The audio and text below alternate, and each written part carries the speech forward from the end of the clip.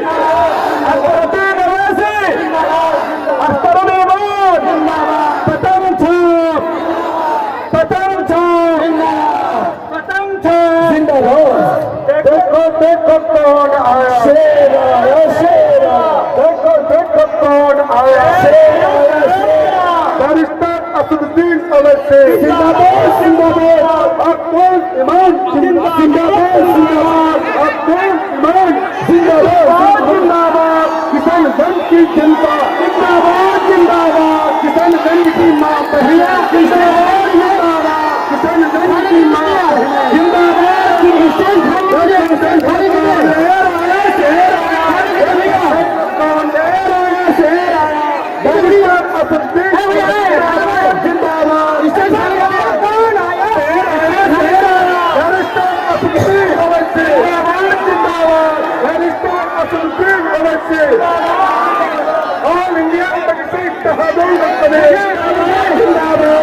मैं किसी मजहब के खिलाफ न था न कभी रहूंगा। मैं किसी हिंदू के खिलाफ नहीं था, मैं किसी दलित के खिलाफ नहीं था, मैं किसी आदिवासी के खिलाफ नहीं हूं। मैं कैसे किसी का खिलाफ हो सकता हूं जब मेरे रब की किताब का पहला जुमला क्या है, अरहमर राहिमीन। मैं कैसे किसी का खिलाफ हो सकता हूं?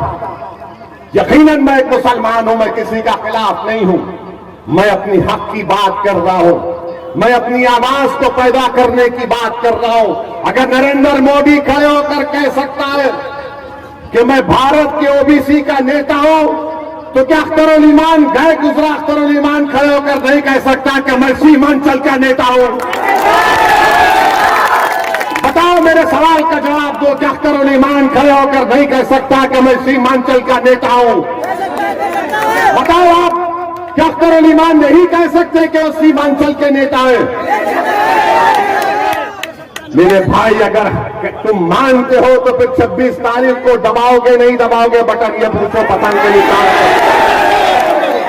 अगर अख्तरुल ईमान सीमांचल का नेता है तो हाथ उठाकर बताओ, जहां जहां है हाथ उठाकर बताओ कि अख्तरुल ईमान सीमांचल का नेता है। और नेता को हम कामयाब करेंगे पतंग पर बटन दबाकर।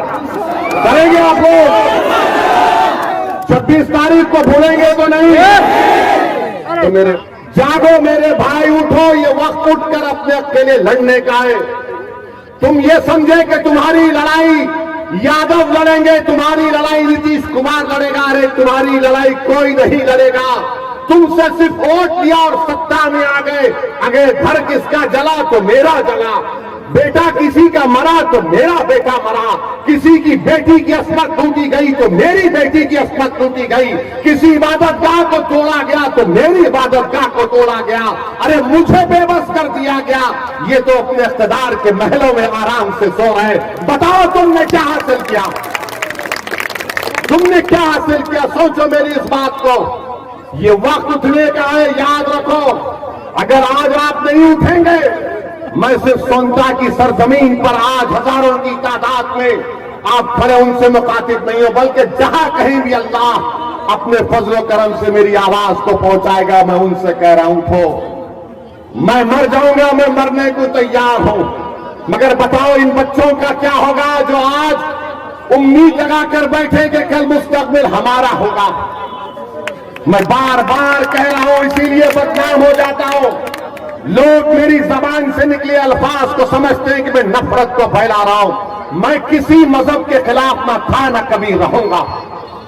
मैं किसी हिंदू के खिलाफ नहीं था, मैं किसी दलित के खिलाफ नहीं था, मैं किसी आदिवासी के खिलाफ नहीं हूं।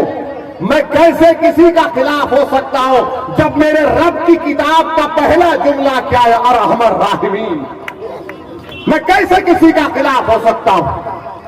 यकीनन मैं एक मुसलमान हूं, मैं किसी का खिलाफ नहीं हूं। मैं अपनी हक की बात कर रहा हूं, मैं अपनी आवाज को पैदा करने की बात कर रहा हूं। अगर नरेंद्र मोदी खड़े होकर कह सकता है कि मैं भारत के ओबीसी का नेता हूं, तो क्या अख्तरुल ईमान गए गुजरा अख्तरुल ईमान खड़े होकर नहीं कह सकता कि मैं सीमांचल का नेता हूं? बताओ, मेरे सवाल का जवाब दो। क्या अख्तरुल ईमान खड़े होकर नहीं कह सकता कि मैं सीमांचल का नेता हूं? बताओ आप, क्या अख्तरुल ईमान नहीं कह सकते कि वो सीमांचल के नेता है? मेरे भाई, अगर तुम मानते हो तो फिर 26 तारीख को दबाओगे नहीं दबाओगे बटन, ये पूछो पतंग के निशान।